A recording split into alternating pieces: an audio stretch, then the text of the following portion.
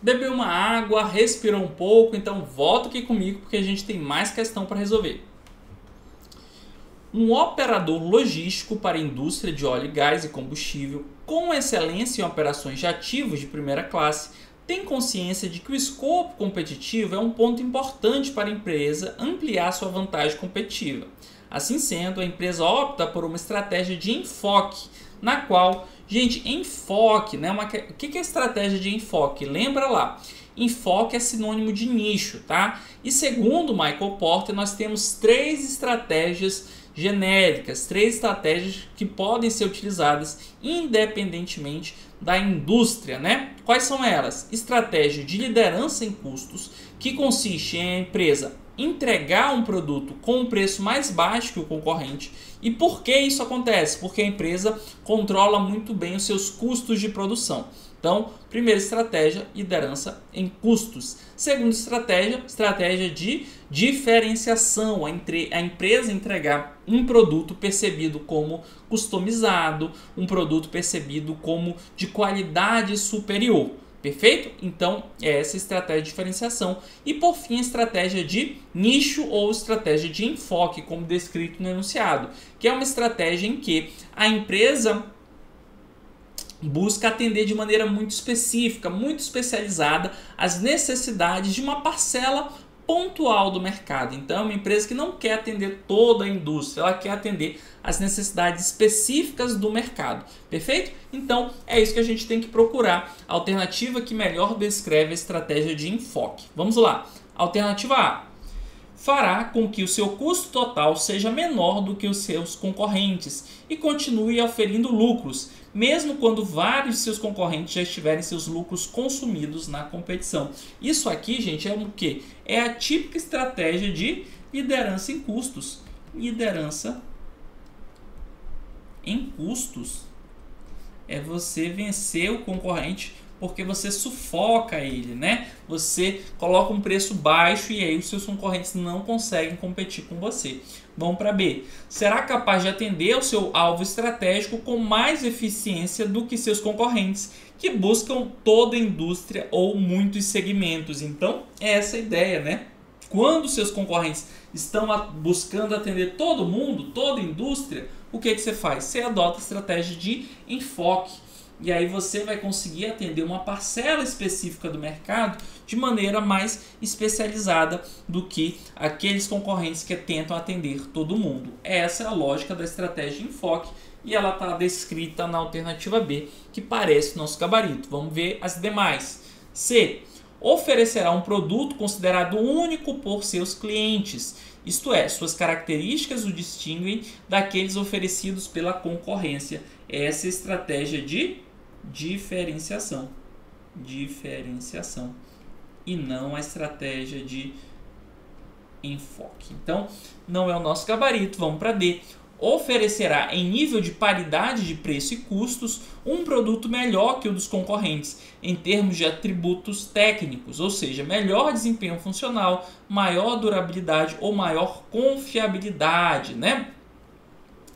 Aqui você está indo para uma estratégia que mescla custos, né, com diferenciação, né? Mas o fato que não é enfoque, então D não é o nosso gabarito, diferenciará seu produto. Opa, já está falando em diferenciação e não em enfoque. Então o gabarito da questão é mesmo a alternativa B de bola. Vamos para a próxima. Muito se tem discutido sobre as vantagens e desvantagens da verticalização do setor petrolífero. Na análise desse tema, constata-se que a integração vertical, o que é a integração vertical, você já sabe, é a expansão das atividades da empresa, né? Por meio de, ou você vai expandir as atividades para frente, você vai assumir responsabilidades de entrega, né? Atividades que estão mais próximas dos clientes, ou você vai substituir um antigo fornecedor de matéria-prima, de insumo. Você vai expandir suas atividades porque você está indo para trás, né? Você está assumindo responsabilidades de atividades que antecedem o seu processo de produção atual. Perfeito? Então é isso que a gente tem que procurar aqui. Integração vertical, alternativa A. A firma pode crescer, mas a taxa de lucro diminui, já que não é possível a diminuição de custos devido à economia de escala e de escopo, né? Tá errado, tá, gente? Essa questão aqui, a firma pode crescer, mas a taxa de lucro diminui, isso depende de caso a caso. Mas por que eu sei que essa alternativa está errada? Porque ele diz, não é possível a diminuição de custos devido à economia de escala. Quando você faz a integração vertical, o que acontece? Você tem uma expansão das suas atividades. Não é esse conceito de integração, você expandir suas atividades? Então, naturalmente, você vai ter uma economia de escala maior. Afinal, seu nível de produção vai ser maior, você vai estar produzindo mais atividades, produção tem que ser maior. Então, a sua possibilidade de ratear custos, né, sua economia de escala, ela é sim maior. Então, por isso que a gente consegue eliminar a alternativa A.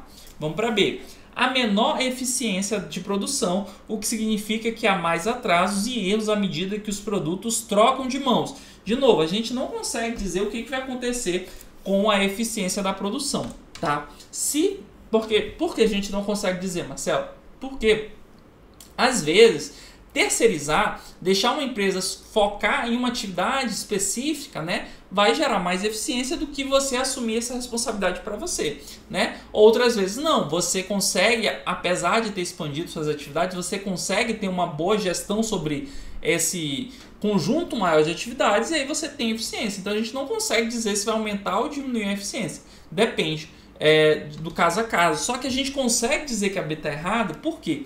Porque ele diz, à medida que os produtos trocam de mãos. Ora, se você está fazendo uma integração vertical, o que vai acontecer? Você vai assumir mais atividades. Então, os produtos, os insumos, de modo geral, vão trocar menos de mão, né? Então, ele dizer, essa argumentação que há mais atrasos à medida que os produtos trocam de mão, ela é incoerente. Por quê? Porque os produtos vão trocar menos de mão, né? Então, por isso a gente consegue concluir que a B está errada. Vamos para C.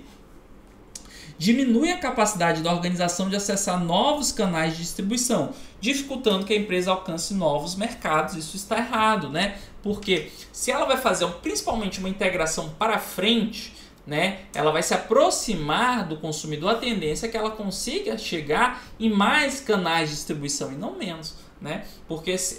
Porque antes a distribuição ficava a cargo de um terceiro, né?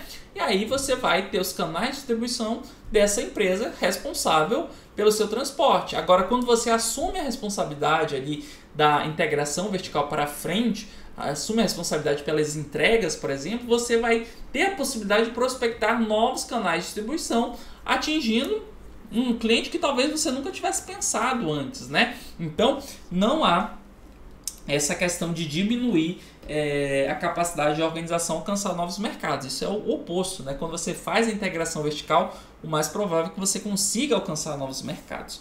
Vamos para D. As empresas podem oferecer seus serviços a preços mais baixos, proporcionando um mercado mais competitivo para o consumidor.